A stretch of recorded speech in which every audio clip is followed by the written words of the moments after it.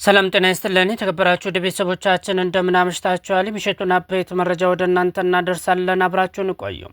ኢትዮጵያ ውስጥ ሆኖ በውጭ ምንዛሬ ክፍያ ለመፈጸም የሚያስችል ዓለም አቀፍ የክፍያ ካርድ ማግኘት ተፈቀደ። የኢትዮጵያ ብሔራዊ ባንክ የውጭ ምንዛሬ ሂሳብ አካውንት ያላቸው ደንበኞች የቪዛና የበረራ ትኬት ማቅረብ ሳይጠበቅባቸው ለዓለም አቀፍ የበይነ መረብ ኦንላይን ግብይቶች የሚውል የውጭ ምንዛሬ ክፍያ ካርድ እንዲያገኝ ፈቀደ። የውጭ ምንዛሬ ሂሳብ ለመክፈት ተቀምጦ የነበረው $100 የግዴታ ተቀማጭ ገንዘብ እንዲቀር ተደርጓል። የኢትዮጵያ ብሔራዊ ባንክ ትናንት ረቡዕ የካቲት 4 2018 ዓ.ም የውጭ ምንዛሬ መያዣ ማግኘትና መጠቀምን በተመለከተ የተቀመጡ ገደቦችን ይበልጥ ያላላ ማሻሻያ ይፋ አድርጓል። ብሔራዊ ባንክ አዲሶቹን ለውጦች ይፋ ያደረገው በሐምሌ 2016 ዓ.ም በወጣው የውጭ ምንዛሬ መመሪያ ላይ ማሻሻያ በማድረግ ነው።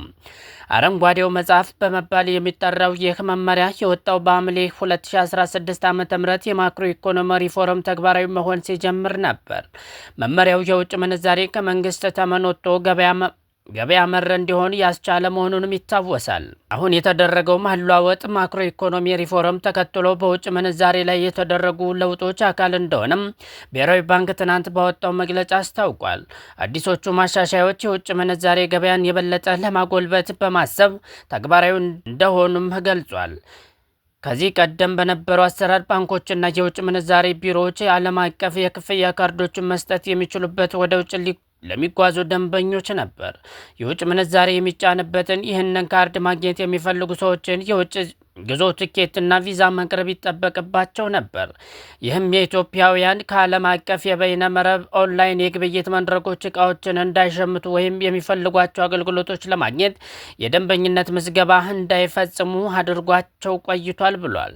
ብሔራዊ ባንክ ትናንት ይፋ ባደረገው ማሻሻያ ዓለም አቀፍ ካርድ ማግኘት ተቀምጦ የነበረውን የውጭ ጉዞ ቅድመ ሁኔታ አንስቷል። ባንኮች ለደንበኞቻቸው በዓለም አቀፍ ደረጃ የታወቁ ካርዶችን እንዲያወጡና በሂሳብ ባለቤት ጥያቄ መሰረት የቪዛ እና የጉዞ ትኬት ሳያስፈልግ የውጭ ምንዛሬ እንዲጭኑ እንደተፈቀደላቸው አዲሱ መመሪያ ያስረዳል። ባንኮች የሚሰጡት ካርድ ለውጭ ሀገር ክፍያ፣ የኤሌክትሮኒክ ግብይት ጭምር የሚያገለግል እንደሚሆን ብሔራዊ ባንክ ገልጿል።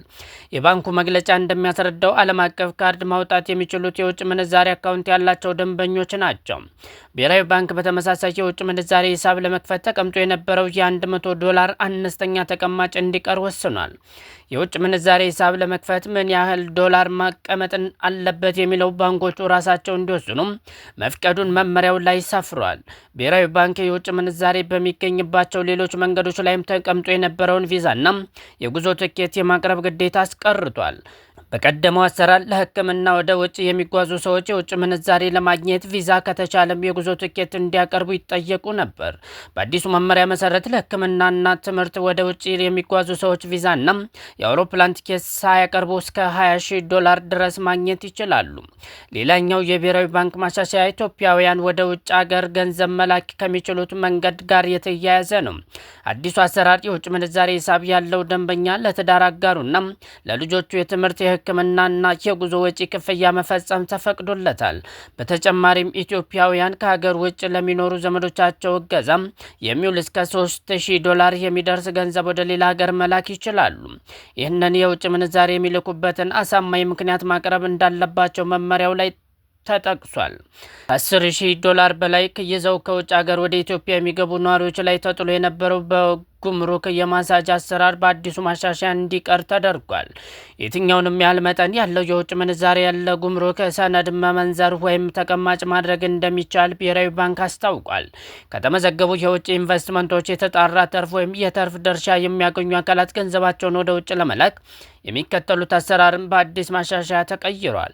ከዚህ ቀደም በነበረው አሰራር የፈቃድ የሚሰጠው በብሔራዊ ባንክ ነበር። ትናንት ይፋ የተደረገው አሰራር ደግሞ ባንኮች እውቅና ከተሰጣቸውና ከተመዘገቡ የውጭ ኢንቨስትመንቶች የሚገኝ የተጣራ ተርፍ ወይም የተርፍ ድርሻ ወደ ውጭ ሀገር እንዲላክ የመፍቀድ ስልጣን ተሰጥቷቸዋል። ባንኮች ይህንን ፍቃድ ሲሰጡ ግን ወደ ውጭ የሚላከው የገንዘብ መጠን በዚያ ጊዜ ከተገኘው ጠቅላላ ተርፍ ወይም የተርፍ ድርሻ የማይበልጥ መሆኑን ማረጋገጥ ይጠበቅባቸዋል።